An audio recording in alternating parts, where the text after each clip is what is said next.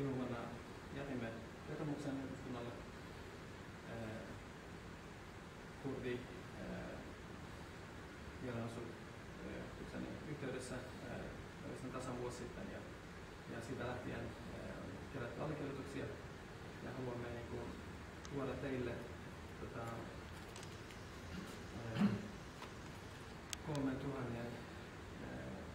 yli 3000 ihmisen allekirjoituksen, joka pyytää hartaasti ja toivoo, että myös Suomi omalta osaltaan toimisi tämän asian puolesta ja että me saataisiin eteenpäin myös Suomen tasolla. Ja kuten tiedämme, niin muun muassa Ruotsissa ja Englannissa ja jossakin muissakin maissa on asian eteen tehty asioita.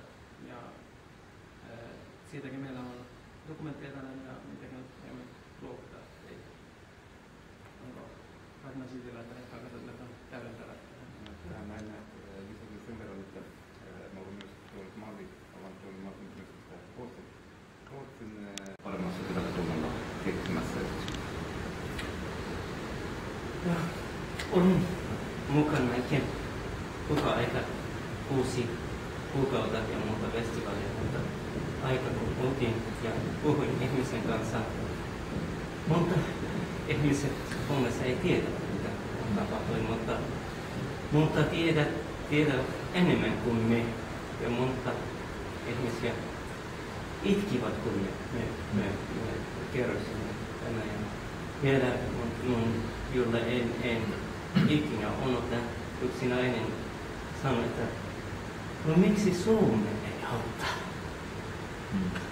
Koska toimittaja, jolla ensimmäinen oli Hanapjar-aikana, jolla otti kovat, hän on suomalainen.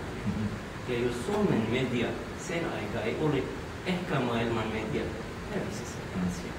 Me olimme teidän takana, mutta nyt politiikka ei ole mukana. Haluaisin sanoa sekin. Hyvä, kiitos, että tuotte tämän ja pidätte huolta omalta osaltaan, että tämä asia ei unohdu ja sitä sen merkittävyys tunnistetaan poliittisella tasolla myös Suomessa.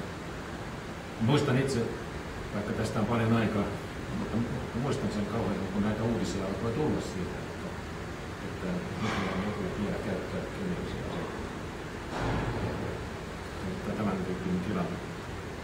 Nythän tietysti Syyrian kriisin yhteydessä myös kemiallisista aseista ja niiden käytöstä on uudelleen tullut hintaan. Ja siinä yhteydessä on kyllä vähän hieman Suomessa ja poliittisessa keskustelussa palattu siihen myös, mitä tapahtui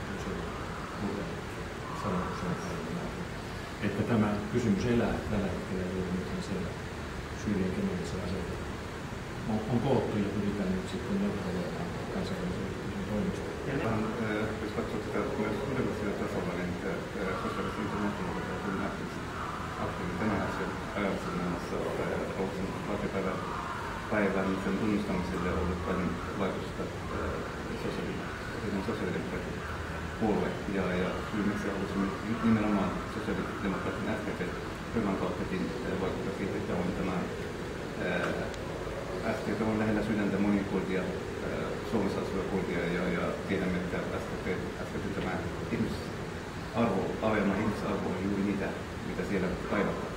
Ja tällä olisi myös se, sanoisiko, henkinen merkitystä koko Kurdistanin yhteiskunnan siellä paikan päällä ja myös tässä Suomessa asuvia politiikassa. Mitä menetettyhän ei enää voi pelastaa, mutta se, että on paljon niitä ihmisiä, jotka ovat kokeneet tätä, ja se on traumana yhteisön sisällä. Ja se, että tämmöiseen kansainväliseen tunnustamiseen tai edes valtiotasolla, Suomen tai EU-tasolla, niin tällainen tunnustus saadaan, niin se on tosi iso ele näille uhrien omaisille, jotka elävät edelleen alueella. Ja kuten tiedämme, niin nämä kemiallisen aseiden ja muiden kauheuksien seuraukset, niin ne ovat läsnä vuosikymmeniä ja ne tulevat olemaan osa alueen historiaa ikuisuuksia. Hyvä, että anteeksi, hyvä, että muisti. Olen itse sen aika vuodessa, kun me muutimme Turkin alue, äitini tuli. Sen aikakin Kimikorin se tuli kanssa. Ja kun hän puhui draamassa, mun viimeinen kerta oltimme Peskas-festivaalissa ihmisen kanssa puhumme. Se just sen aikaa en opetin sen draama tuli takaisin ja soitin Valatille, että mun pitää lähteä tämä johonkin toinen paikalla ja en monta, koska se tuli taas takaisin. Se tuli päivä, kun mentiin puhumme ihmisen kanssa, ei pysty puhumaan itkin. Mutta minä luotan tämän teille. No niin, kiitoksia. Toiminta tämän tämä on vetomus, jonka jätätte poliittiselle päättäjälle. Silloin ajattelen, niin tulkitsen niin, että tämä on syytä minun toimittaa valtioneuvoston ja maan hallituksen tietoon. Ja meidän ulkoministeri Erkki Tuomioinen, joka on sosiaalidemokraatti, toimittaa tämän hänelle. Kerron, että olen ottanut vastaan teidän vetomusta. Valtioneuvosto sitten harkitsee niitä. Toivon tietysti.